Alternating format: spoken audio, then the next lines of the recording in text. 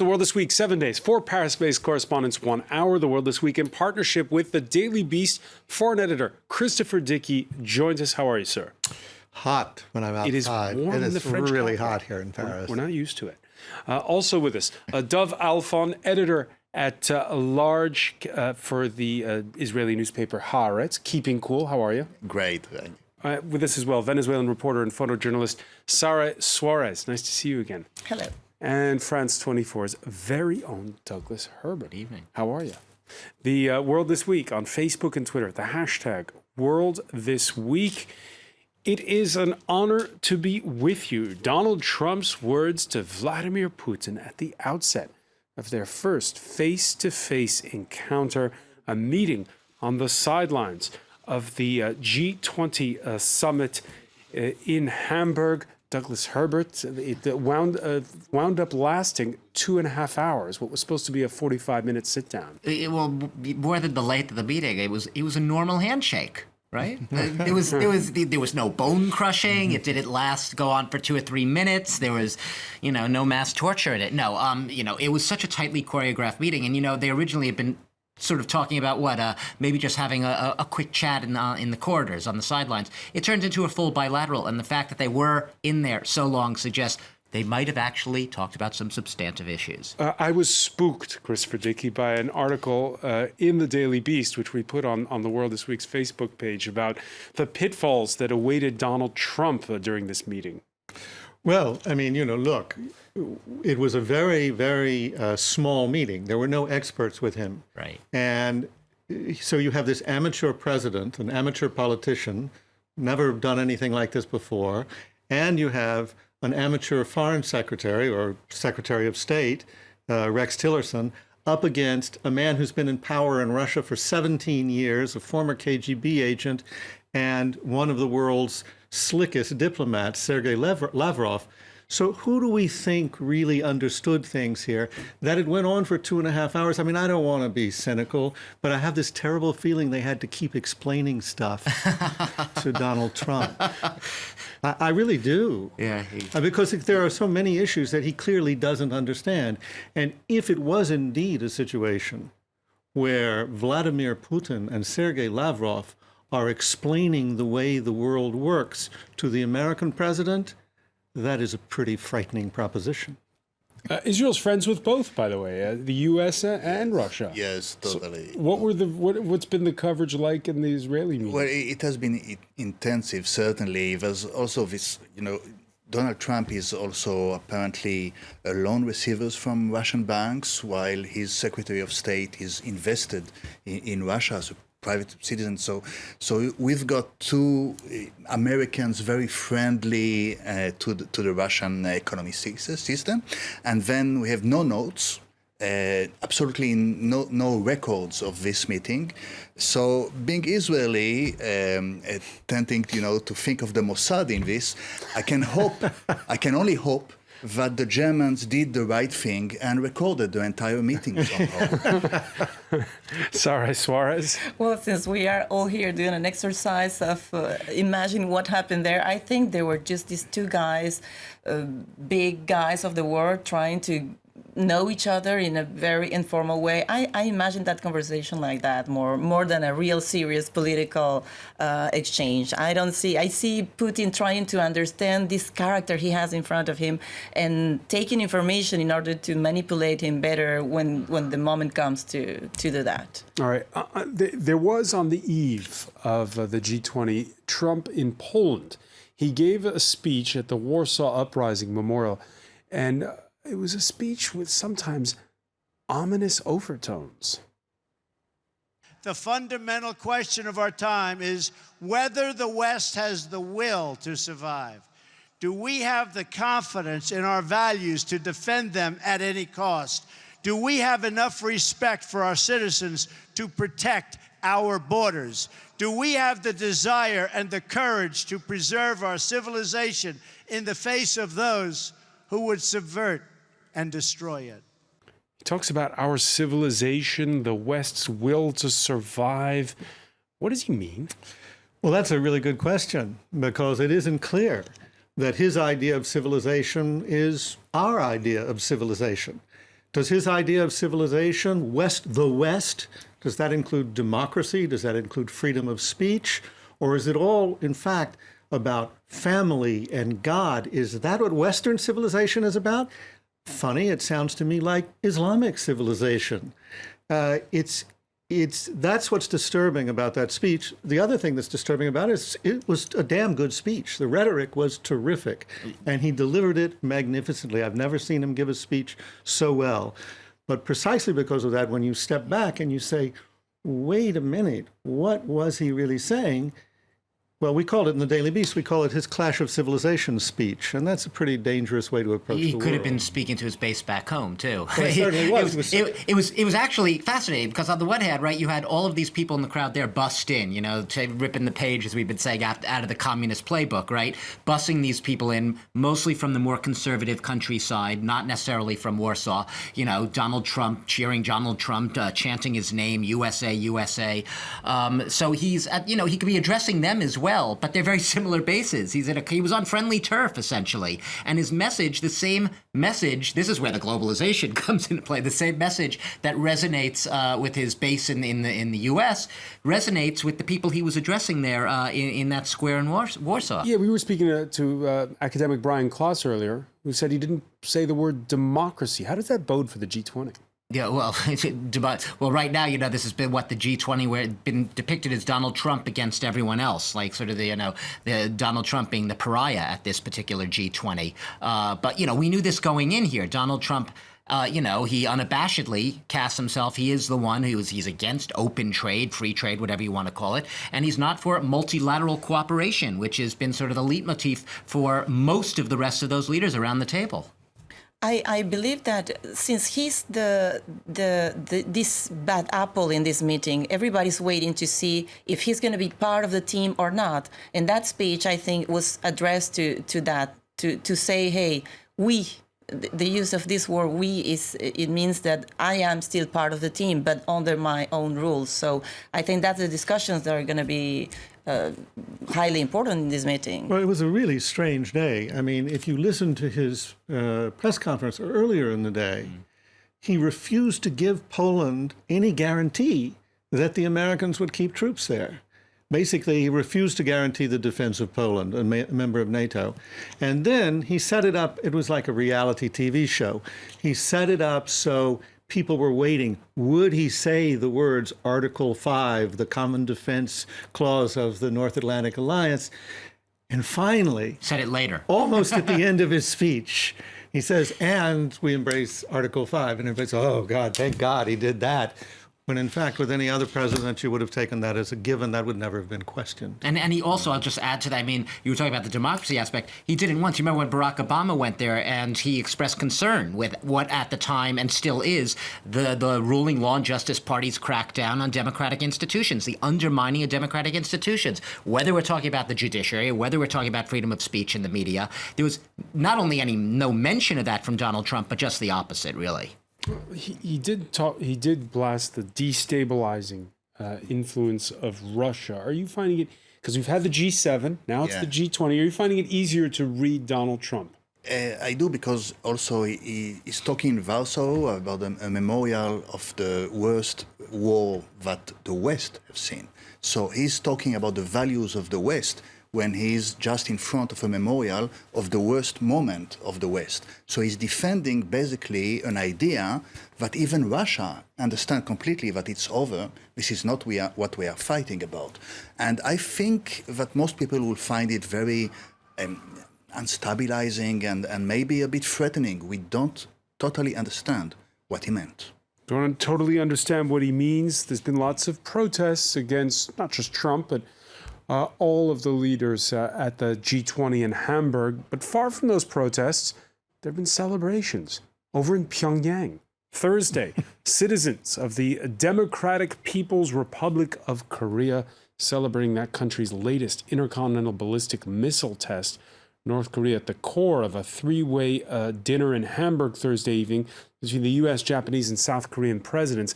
Now, on that point, Moon Jae-in, before attending his first G20 since his election as South Korean president, marking a definite change in policy. He was speaking at a forum in Berlin where he said, when the conditions are met, I'm prepared to meet the North Korean ruler Kim Jong-un wherever and whenever, Christopher Dickey.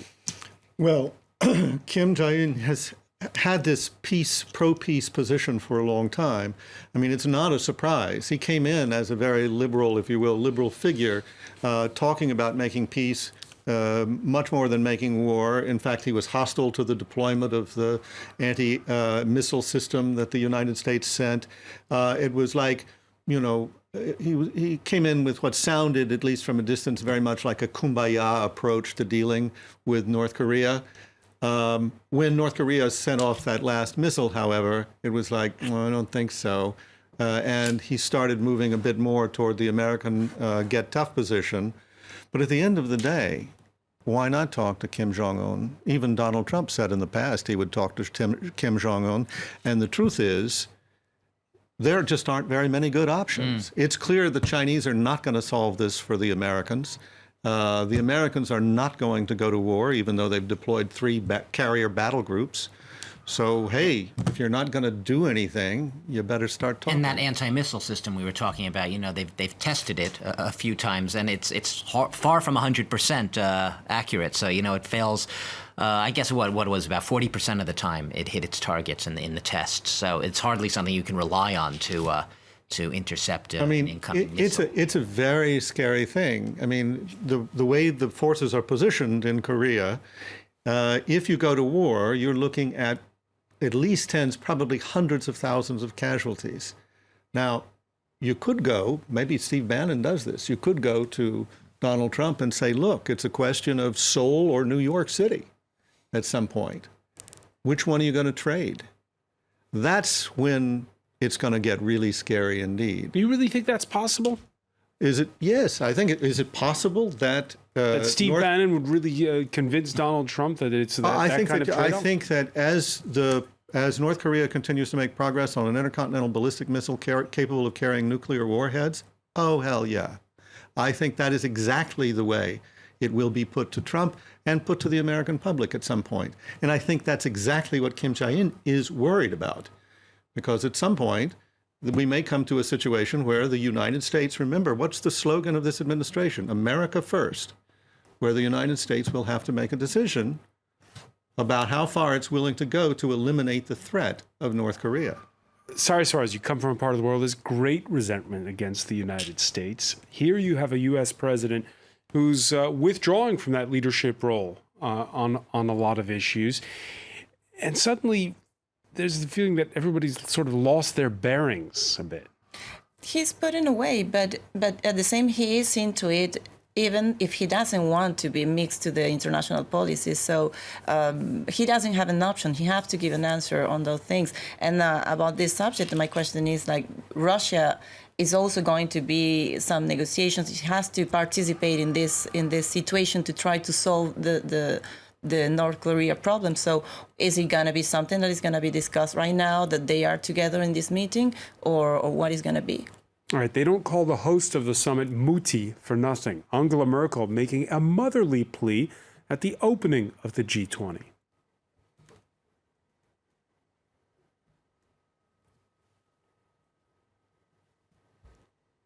All right, she said at the opening of that summit that there needs to be a compromise.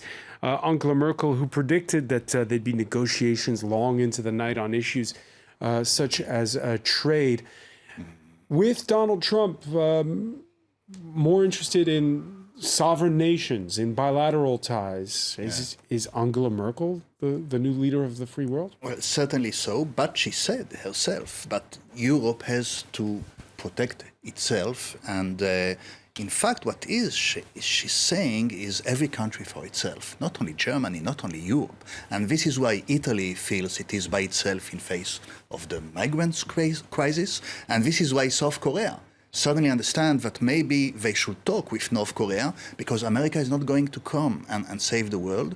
And I doubt that Angela Merkel is going to. So basically, the real message is we are all by ourselves and by our own. And this is a threatening But moment. hasn't there been blowback against that? Especially, people made a big deal out of the election of the French president, Emmanuel Macron, talking about how now in Britain the latest general election shows that people, this going it alone, not everybody's for it. Do you get the sense that it really is going in that direction? Yes, I think so, because I don't see Macron saying, oh, yes, we will accept the migrants from Italy. I don't see him.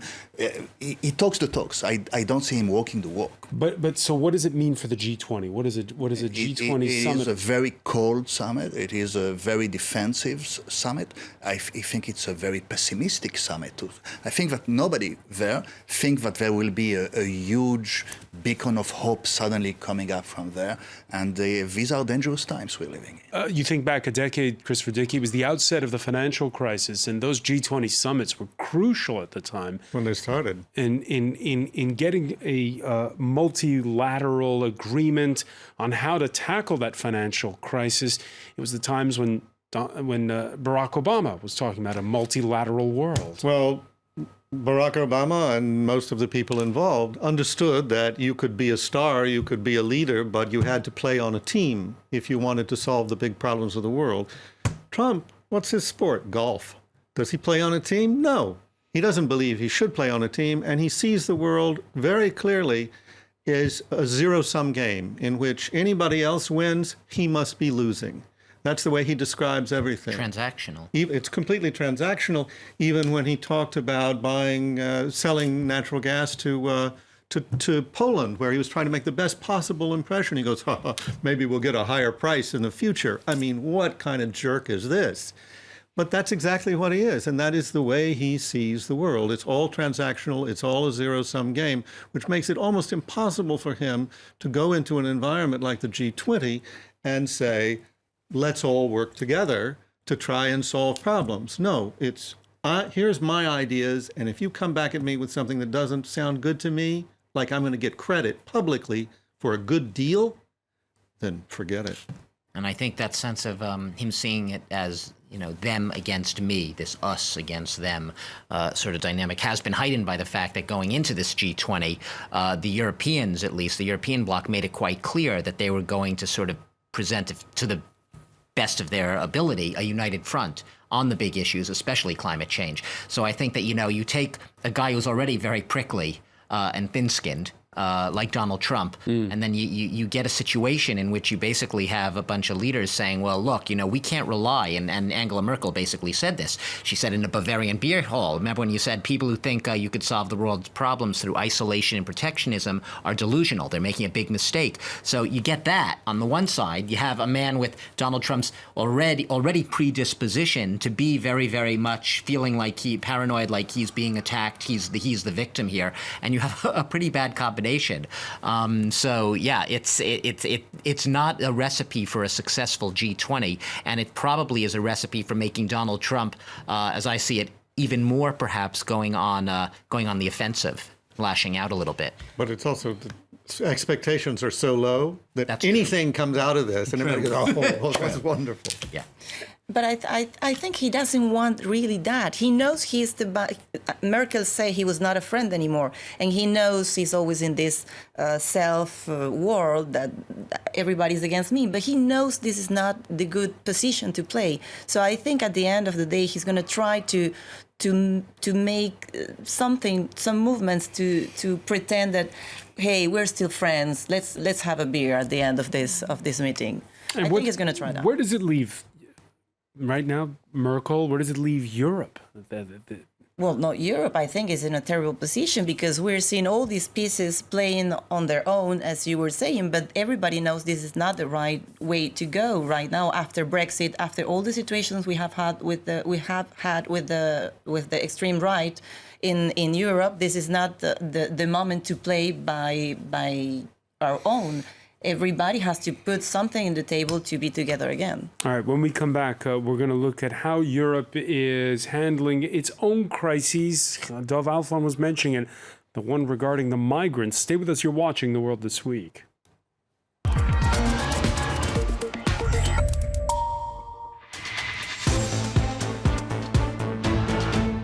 Welcome back, or welcome if you're just joining us. It's The World This Week in partnership with The Daily Beast. Foreign editor Christopher Dickey is with us. Nice to see you again. Welcome back to Dov Alfon, editor-at-large for Israeli daily newspaper Haaretz. Hello. Venezuelan reporter and photojournalist Sara Suarez, and France 24's Douglas Herbert. We were talking in part one about the G20 summit. Its host, Angela Merkel, she talked up trade, cooperation with Africa in her speech at the outset of that summit in Hamburg, much in the same way that Europe's interior ministers Thursday in Estonia pledged more aid and coordination for beleaguered Italy. This after Rome threatened to close its ports in the face of what's on course to be a record number of migrants crossing the Mediterranean this year. But while neighboring states pledged cash, the likes of France and Spain steadfastly refusing to open their ports. We can show you the front page headline in Milan daily newspaper Corriere della Sera. It says, new ports for migrants rejected. Italy answers, we will react. The front page cartoon, by the way, has France's new president, Emmanuel Macron, here behind that wall, saying, we won't abandon you. Christopher Dickey, your thoughts on, has Macron stumbled? Remember that opening, that victory night speech in the French election where they played the European anthem?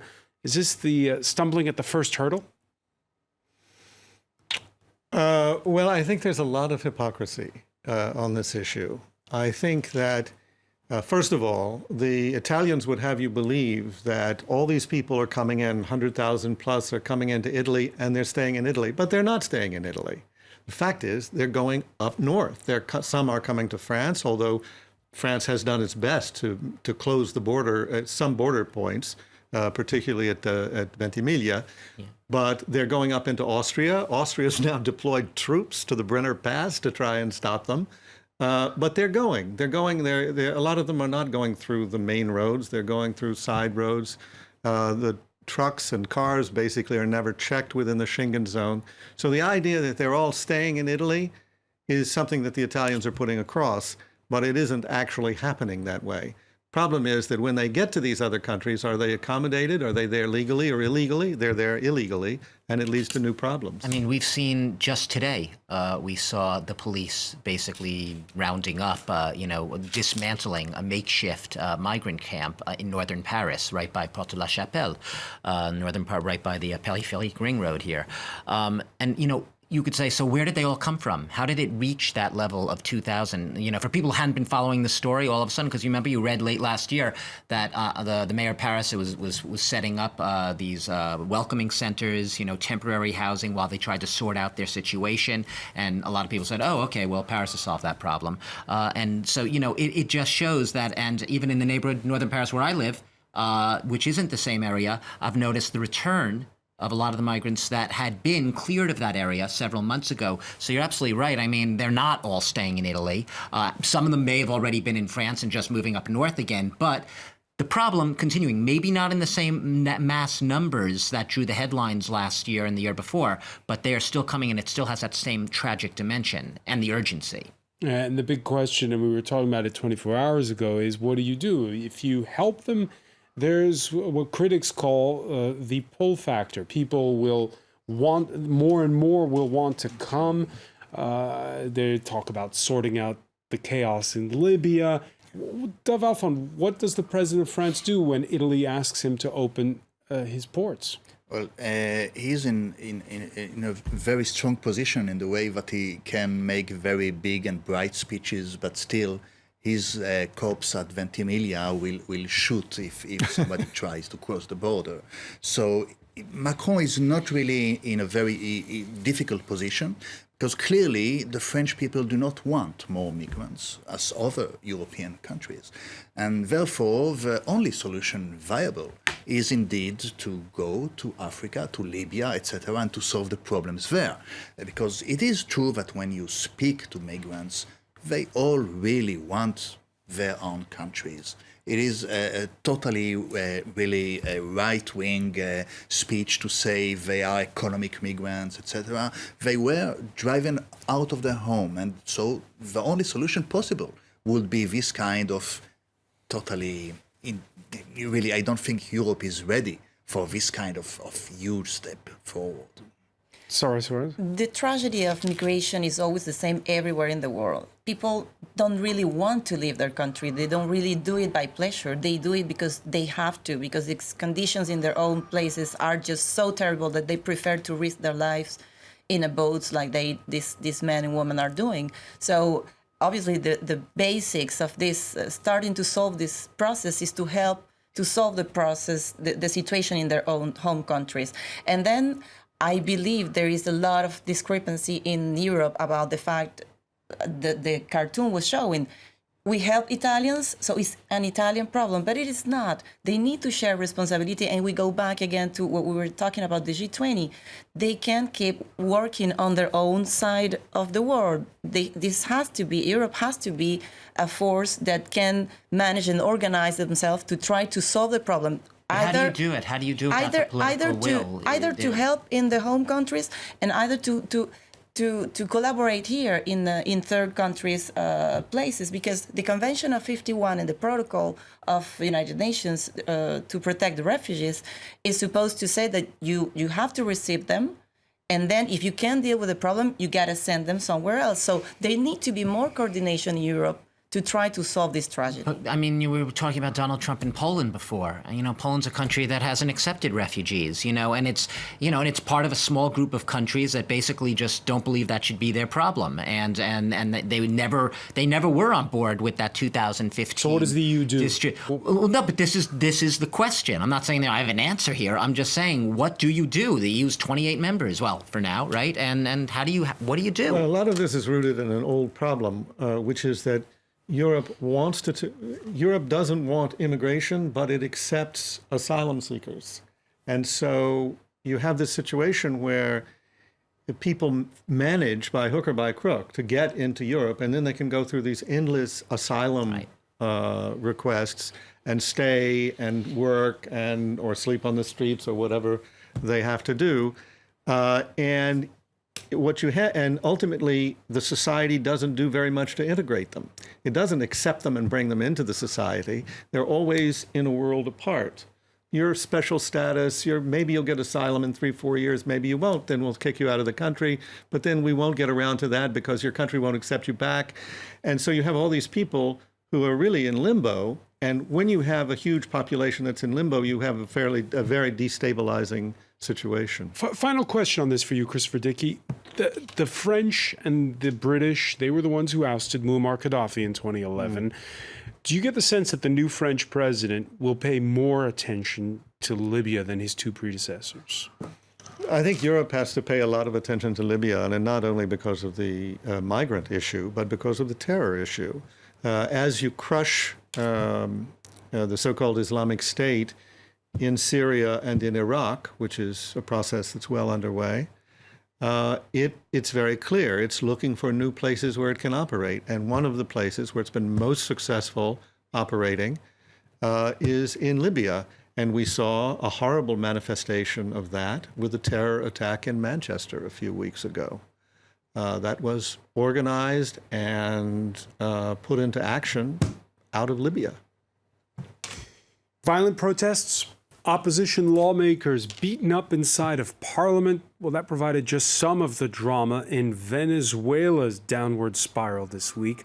The country's attorney general, a close ally of President Maduro's late predecessor, Hugo Chavez, breaking ranks and refusing a summons to appear before the Supreme Court.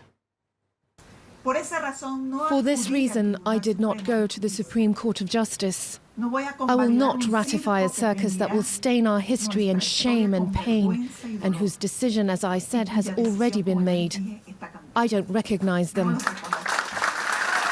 All right, applause in the background. By the way, Luisa Ortega Diaz doesn't do half measures. On Thursday, she refused to let in the government-appointed deputy attorney general to start work. She is making her own revolution. She's rebelling against the government of Maduro, and it shows how inside the government there is fractions that are very clear today.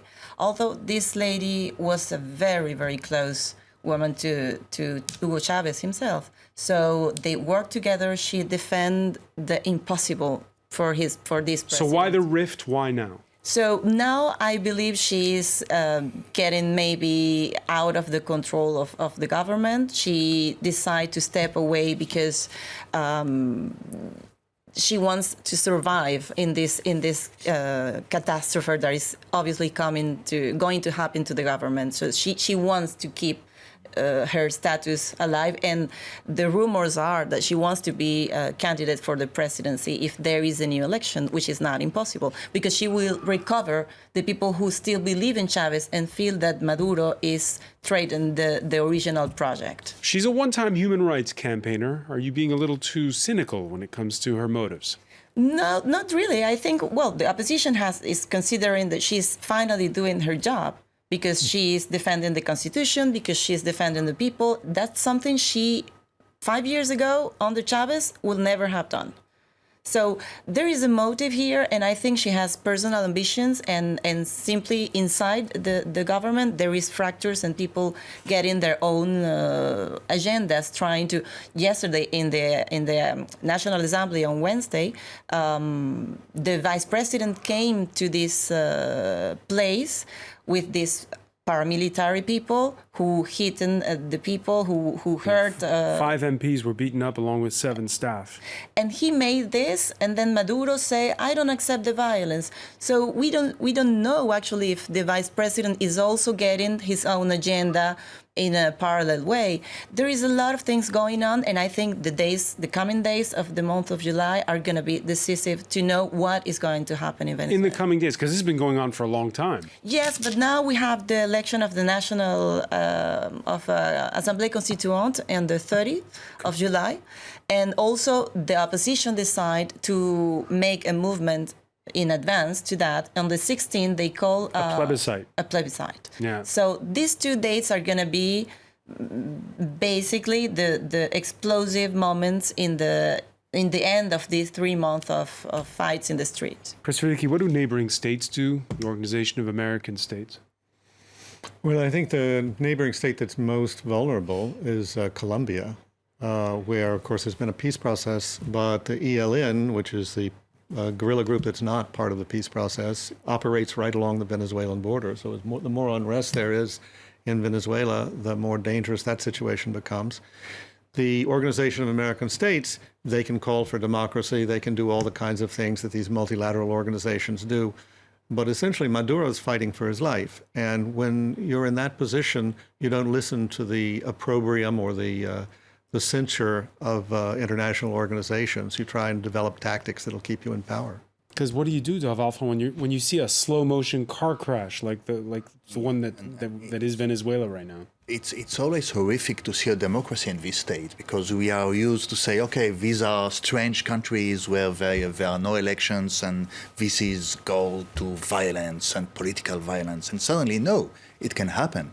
And I remember the famous saying of Ben-Gurion, the Israeli prime minister, was when a minister was trying to speak of his own subject, he would say, it's like speaking now of the state of the roads in Venezuela, saying it's not important to Israel. But I think when a democracy is in danger, it is important everywhere. And seeing this kind of car crash in slow motion is a lesson and a warning also to all democracies. All right. Before we go, we have to mark something that could be a turning point. France's new environment this week announcing the end of gasoline and diesel-driven cars by 2040. He's giving himself quite a long margin for it to happen. But at Volvo, the future is now. On Wednesday, the Swedish firm announcing that by 2019, it would be producing only electric and hybrid vehicles, the first mainstream automaker to make that move. Volvo, owned by Chinese firm Geely, will launch 5 fully electric cars between the years 2019 and 2021. That's basically like tomorrow, Douglas Herbert. Yeah, no, Volvo really getting out there in front. You know, Nicolas Hulot, who's the environment minister, actually the minister of ecological transition that you referred to, setting very ambitious goals. And I think I know one of his conditions for joining this government was to have broad autonomy and being able to set a very progressive agenda on the ecological front. Yeah, but anything where you set a 2040 deadline is... No, but That's pretty easy. 23 years out, and it's not that easy, actually. I mean, and France is also aiming to be totally carbon neutral 10 years after that, by 2050. It sounds like a long time. It goes by pretty quickly. It's not that long in terms of a transition of an economy. But Volvo, I mean, it's already said, I think, by 2021, it wants to have 5 all-electric models on the market, just only electric, not hybrids at all. So it is ambitious, and perhaps it will set an example for other automakers. Is it going to be like the vinyl?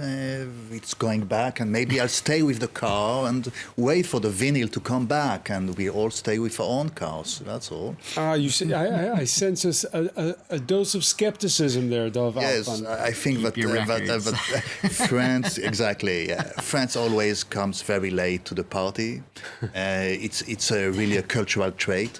So I think that Hulot is really very popular and very charismatic, but he's not going to go this far. The market is speaking, and Volvo has spoken.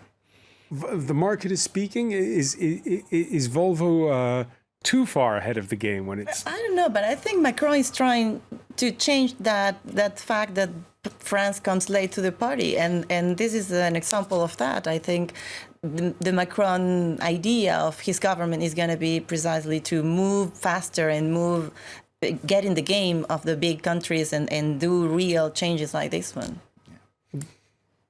Well, we'll see. I mean, if you have France and Germany, basically, if you have the biggest countries in Europe move in that direction, then it's going to have a huge impact. And you could easily see with this kind of lead, and with Volvo taking this kind of initiative, it wouldn't surprise me tremendously to see California, for instance, in the United States, say, we're going to get rid of gasoline by a certain number of years. If you do that, it will transform the entire automotive market in the United States. So I think this is not so impractical, and I think but then again, I'm thinking two things. What's the environmental cost of disposing of all those enormous batteries in those cars? One, and where the hell's the electricity going to come from? Because it doesn't, as they say, grow on trees. And also the economical consequences to all the oil industry. I mean, Venezuela is going to be the first suffering from this. Yes. So. Right, transportation. If it really becomes a big issue. No, transportation is going to undergo, we already know this, it's going to undergo this vast revolution, even worse than journalism. And the disruption is going to put lots of people out of work. It's going to change the dynamics of the global economy, and all that will happen, even if I don't live very long, in my lifetime. All that's going to happen in the next few years. Douglas Herbert, needs to happen. Yeah. You mentioned the French environmental transition minister. Now it could seem Sounds like a euphemism. Yeah, it could. This could sound parochial to an international audience, but this is an interesting person because for years he was this TV host, right? Yeah, exactly. Did travel show. And then he becomes this activist for environmental causes. Of course, making that switch to politician and to actual policymaker is a difficult one. In this particular case, when he announced that plan, he got stick for not being ambitious enough when it came to weaning France off its dependency on nuclear. Yeah, he's gotten a lot of slack for the nuclear issue, and he's bound to. But I think, he's trying to fight the battles right now that he can. And he made it clear even, before he was chosen, where he stood on the nuclear issue. But Nicolas Hulot, I think, if anything, he has been committed to the cause for years, if not decades. This has been his big thing. And you're right that he's stayed out of politics, really. And I think, he saw perhaps that he had a fighting chance in this government if he did get involved, and maybe it will prove true because there's already a very large majority, right, in Parliament, and they have a chance of getting some of their laws and reforms through. So it was a gamble for him, but I think he's genuine, and I think he's the real thing. I think he's really committed to the ecology and the environment. Early days for his tenure. The clock has caught up with us. I want to thank you, Douglas Herbert, Dov Alphonse, Sarah Suarez, Christopher Dickey. Stay with us. Media Watch is next.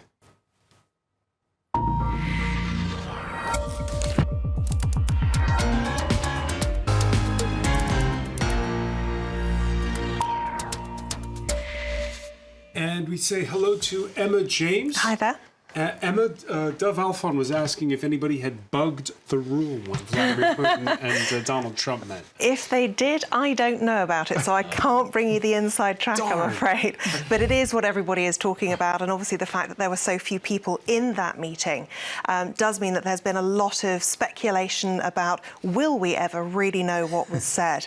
I think the Huffington Post... That's my favourite headline.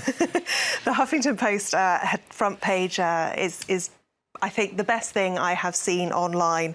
Trump meets his maker. It's a real kind of play on words, obviously the implication being that it was Vladimir Putin who made Donald Trump the president.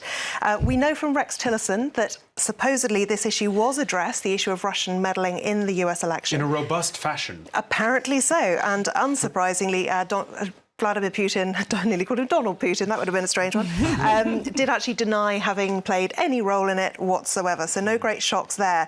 One thing that has surprised people online is that when the two men first met, that Donald Trump said he was honoured to meet Vladimir Putin, and lots of people noting that that wasn't reciprocal. What Putin said back was that he was delighted to meet him, and this Twitter user saying, I'll bet he is delighted to see the fruit of his work. So lots and lots of people very sceptical about this meeting. BuzzFeed's front page, there's rather unpleasant image there. You have to know your movies to understand this one. If you know Jerry Maguire, You Had Me at Hello, you've got You Vlad Me at Hello from BuzzFeed, which I thought was quite clever. Lots of people also saying that life is imitating art with this one. This is a photograph of Trump and Putin today, and if I scroll down a little bit, you see the two characters from House of Cards, the American version of the series, and of course that is the character Viktor Petrov, who is not exactly based on Vladimir Putin, but they carry the same initials. There are definitely some similarities there, and it's a very similar image indeed. Interesting perspective on this from Gary Kasparov too. This particular image, he says this photo is already everywhere in Russian media. He says Putin knows how to play this game. Trump is reaching to him. It's one of those things where you wait for the other person to make all of the ground so that you look like the bigger man. Which brings us to a segment I guess we could call handshake punditry. Absolutely. Well, the media really is pretty obsessed with Donald Trump's handshakes. And sometimes you feel a little too much because it tends to overshadow the real sort of meat of the story. But of course, everyone wanted to see what would happen here because while Donald Trump has seemingly toned his handshakes down a little bit, perhaps since he met Emmanuel Macron and he was beaten at his own game, but certainly this was a fairly friendly, cordial affair. You see there was a little pat on the arm, then a pat on the back. Some people very unhappy about it. This gentleman saying that the handshake and the back rub is the most un-American thing that I've ever seen, then adds in brackets since Trump's speech yesterday. But obviously the Trump supporters have a very different take on this. While Liberals have fits and meltdowns over their meeting, Trump and Putin shake hands and get down to business, like leaders do. And to be fair, they had a 2-hour, 20-minute meeting. It was only scheduled to be 30 minutes. So clearly a lot of ground was covered. Quite how much of it we'll ever get to know about, I don't know. But certainly lots of people speculating. This was from Ann Telnays in the Washington Post. Has Putin saying, you're the smartest, the greatest, you have the best ratings, the biggest crowds, you're tremendous. And Trump says, Alaska's yours. Lots of people speculating that Putin would know exactly how to play Donald Trump, just appeal to his ego, massage it a little bit, and then he'd get whatever he wanted out of him. Another thing that I particularly particularly liked. This is created by a Twitter user. This imagining the scene of that meeting. I'm not quite sure what movie that comes from, but it just made me laugh. The other thing to point out is that in Russia, this was so hotly anticipated. There was even a mobile phone created in honour of this meeting at the G20 summit. You can see it's engraved. It is genuine. I can see the furrowing of the brow there. It's created by a firm called Caviar. They specialise in very expensive bespoke mobile phones. The Trump-Putin version will set you back, I think it's just over 2,600 euros. There's already a Putin version. You can see that there. That's currently on sale, 20% off. Absolutely. It's a bargain if you want to go for that sort of thing. Is it signed by them? It is quite amazing. But the Trump-Putin one, it's interesting to note that they've done it on a very old-school phone, the Nokia 3310, which is a very iconic phone. I'm not sure whether they're trying to say that it's a bit backwards, or I'm not sure. I wouldn't like to speculate too much on that.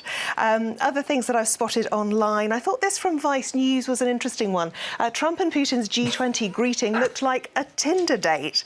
Perhaps a little harsh. It didn't look all that romantic to me, although clearly they looked fairly friendly. And some people felt that certainly the media, fake news, as this Trump supporter would say, not really playing fair with Donald Trump right now, because, of course, this handshake, which was supposed to have been a snub by the Polish First Lady, it actually does appear to have been a genuine mistake. She went straight to Melania, then turned back and shook the hand of Donald Trump. But where a lot of people edited it was at this point here, where it looked like she had genuinely ignored him. And I think if the media and people on Twitter want to avoid accusations of fake news, then you've got to be a bit more careful about how you edit things. All right. Give the full story. Exactly. Emma James, many thanks. As we do here. As we do always here. Many thanks. I want to thank our panel once again. Thank you for joining us here in The World This Week.